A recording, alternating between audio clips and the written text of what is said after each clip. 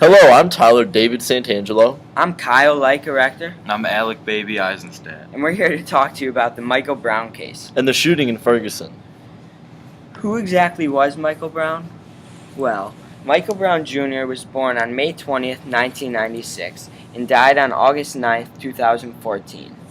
He was shot and killed at the young age of 18. Very sad. At the time of his death, he stood 6'4" and weighed 292 pounds. Big guy. He attended Normandy High School in St. Louis, Missouri, and graduated from an alternative education program only 8 days prior to his death. Prior to his killing, Brown robbed a convenience store with childhood friend Dorian Johnson. They stole a pack of cigarillos, which were smoking utensils. So, who exactly was Darren Wilson? Darren Wilson was born on May 14, 1986 in Fort Worth, Texas. At the time of the event, Wilson was a 28-year-old white male who stood 6'2" and weighed 210 pounds. Wilson is a police officer for the Ferguson Police Department. He shot Michael Brown on August 9, 2014. On that day, Wilson stopped his car next to Michael Brown and Dorian Johnson on the street because they were jaywalking. Wilson then realized that these two men fit the description for the store robbery report that he had just heard on his radio. Wilson blocked off the men with his car and began to question them. Brown and Johnson disrespected Officer Wilson, which led to an altercation in which Brown began to hit Officer Wilson. The event then escalated from there. As you see here, we have two videos showing the two scuffles, if you know what I'm talking about. So enjoy the video. So here's a video of the event that occurred. As you see, Michael Brown, takes some cigarillos. He's bending over. Looks like he's about to leave the store and was like, hey man, you gotta, come on. Oh, he shoves him off. Shows his disrespect. He's coming back. Oh wait, he's stunting on him. Alright, and he leaves. So now let's take a closer look into what Darren Wilson's opinion of the event is. So Wilson claims that he felt endangered and says that his actions were of self-defense. He claims that he believed Brown was going to kill him and that he was fighting for his life. As Wilson recalls, he told the men to use the sidewalk when they were jaywalking. Brown then stepped up to the window and began to punch him after making some very disrespectful comments. When Wilson tried to pull out his gun to make Brown back away, Brown grabbed the gun and tried to shoot Officer Wilson with his own gun. A shot was fired and it hit the window, making glass fly everywhere. This distraction gave Wilson a chance to get out of the car. Brown tried to hit Wilson again, but Wilson shot Brown in his arm. Brown then began to flee, running away, and Wilson chased after him.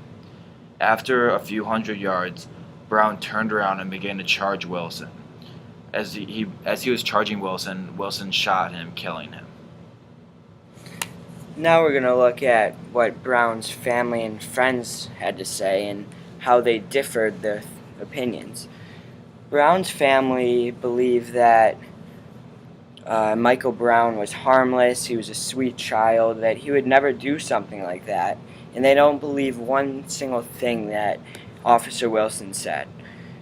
Dorian Johnson, who is a witness, he claims that the officer grabbed Brown's neck and pulled him into the car. He claims that the door ricocheted off him, and then now the parents are trying to sue Ferguson and the police officers, and they think Wilson is a murderer. The type of thug culture that is going on in Ferguson, well, it states that Ferguson is only 4% safer than other cities in America, and the chances of becoming a victim in Ferguson of a violent crime is only 1 out of every 209 people. And in Missouri, it's 1 out of every 231 people. So as you see, in Ferguson, it's more of a dangerous town than if you look at Missouri. And the chances of becoming a victim of property crime are 1 out of every 16 people. 16 people in Ferguson. And in Missouri, 1 out of every 32 people. There are on average about 5 violent crimes for every 1,000 residents, and 56 property crimes for about every 1,000 residents as well in Missouri. So now let's take a deeper look into the police culture.